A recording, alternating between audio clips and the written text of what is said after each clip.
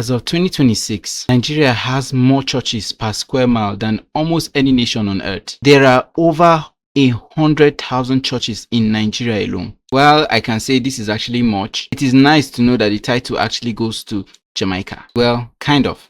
The last Nigerian census that measured religion was in 1963. So we've conducted so many other censuses since that time, but the most recent to want to include religion was the exercise in 2023, which was never actually done. But the agency actually clarified eventually that they were not going to include religion. So this means that there is no official government count of who believes what. So of late, so many countries have been talking about Nigeria, that is the insecurity that is happening in Nigeria. US President Donald Trump recently called attention to religious violence in Nigeria and raised the possibility of invading the country to protect its Christian minority. Okay, based on the findings of Pew Research, Nigeria is constituted of 43% Christians and 56% Muslims, even though this has actually been met with so many oppositions. So the split is actually Christian 43%, Muslims 56%, and then there's the traditional worshippers, which is 1% here, which makes the whole total 100. But this is actually farther from the truth right now. Well, a little bit. A peer review which was released in 2025 found that the percentage of Nigerians identifying as irreligious has steadily increased since the early 2000s, particularly amongst male youths under the age of 30. And normally, the rise of atheism tend to be linked to the rise of science and technology, but that is not the case for the young Nigerian youths. The rise in atheism in Nigeria is not driven by scientific rationalism, but by personal discontent, the doctrines and practices of Nigerian dominant religions, and their perceived complicity in Nigeria's socio-political decline. Now, there are so many reasons why Nigerian youths are running as far away as they can from religion, and I am going to be highlighting them in this video. Let's start with number one. I would like to call this the hypocrisy problem. This is the loudest and most viral reason. Young Nigerians aren't losing faith in God.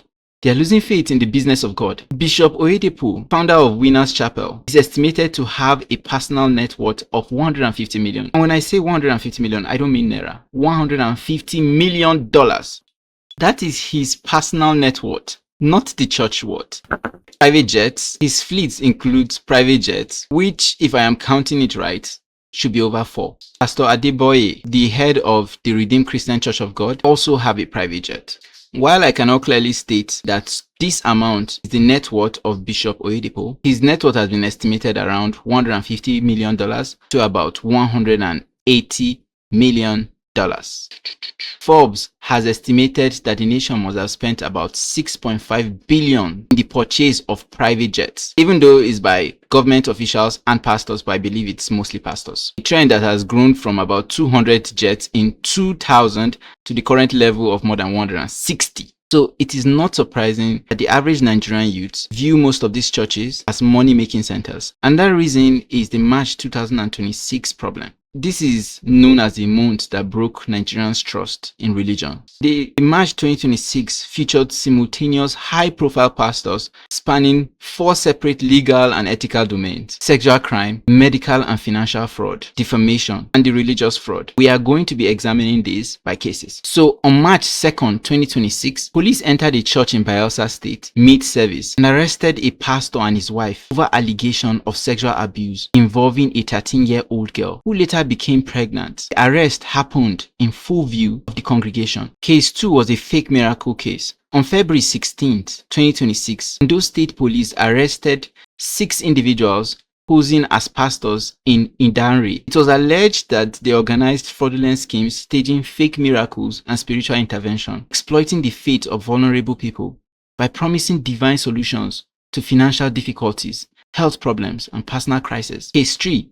Sex scandal. Popular Lagos pastor of Mountain of Liberation and Miracle Ministries stepped down from pastoral duties at the start of 2026 amid mounting sexual misconduct allegation. Nollywood actress Doris Ogala publicly accused him of betrayal and emotional manipulation after he married another woman in December 2025. Other women subsequently made similar allegations. Pentecostal Fellowship of Nigeria, that's the PFN, was pressed to respond, but stated they had no statutory power to investigate criminal allegations. This case, among so many others, have also triggered the Nigerian youths not to trust their religious institutions. Now, another reason, the information explosion. Social media has broke the monopoly on truth. A 2025 report from the Republic magazine found that with the proliferation of social media, young Nigerians are increasingly turning their backs on Abrahamic faith. The article profiles the growing online community of Nigerian atheists and free thinkers, including investigative journalist David Hundeyin, feminist academic Professor Uju Anya, podcaster and Yoruba spirituality influencer, all building audiences on X,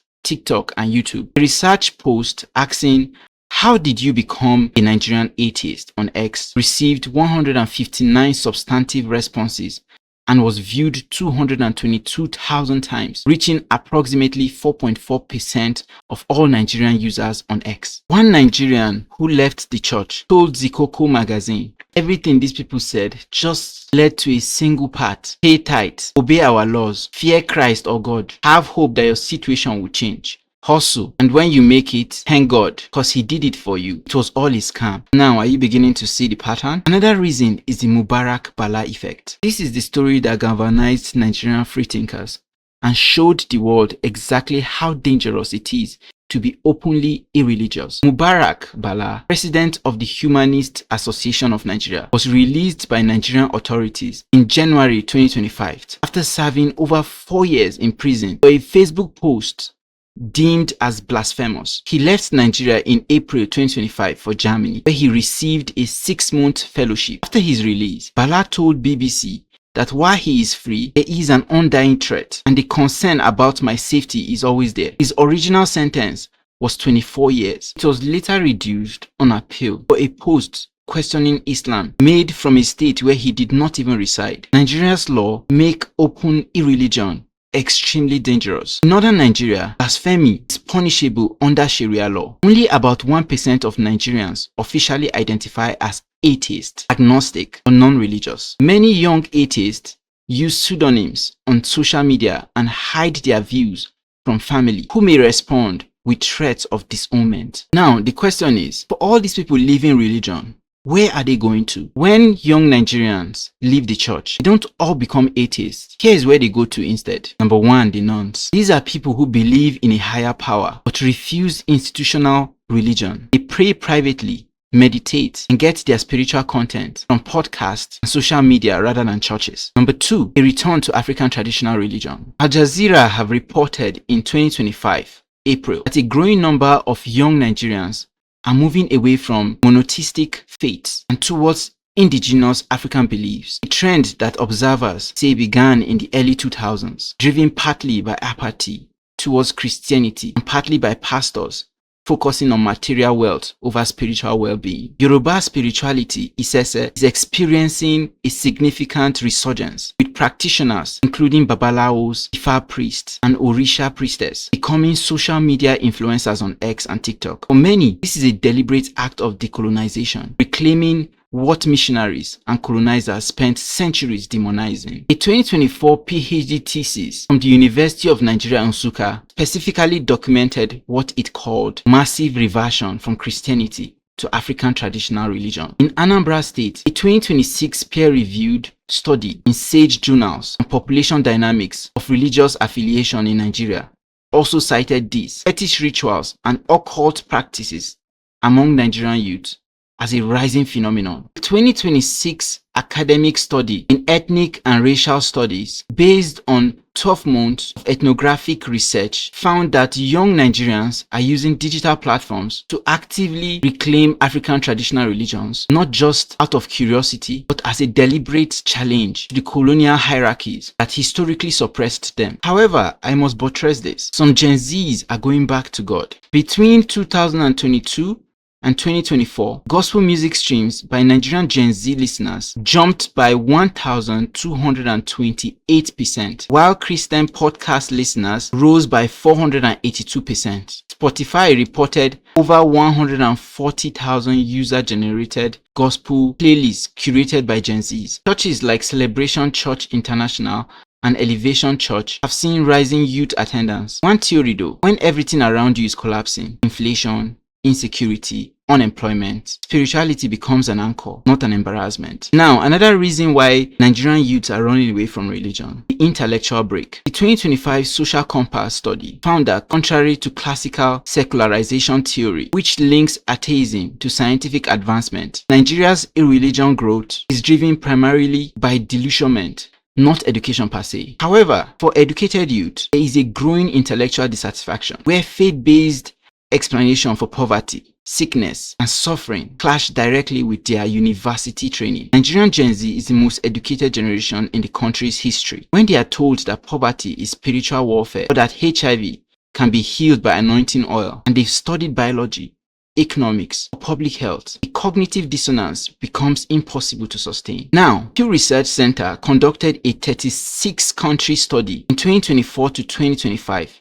on religious switching, including Nigeria, drawing on face-to-face surveys with adults nationwide. The results showed that many people are leaving their childhood religions across the world, with the rates highest among younger generations. Out of all of this, here is Nigeria. Global data from a January 2026 Lifeway analysis found that roughly 2/3 of young people who attend church in high school disengage for at least a year during early adulthood, and 53% of those who leave religion do so before the age of 18. Crucially, 71% say it was not a deliberate rejection of God. They simply stopped showing up. Nigeria's trajectory follows this global pattern, but with uniquely Nigerian acceleration: the economic inequality between pastors and congregants, the specific scandals, and the colonial legacy of forced Christianization. All these have helped to pursue the Nigerian youths from the churches and the mosques. Thank you for watching. Follow us to get more contents like this. Thank you once again, and do have a lovely day.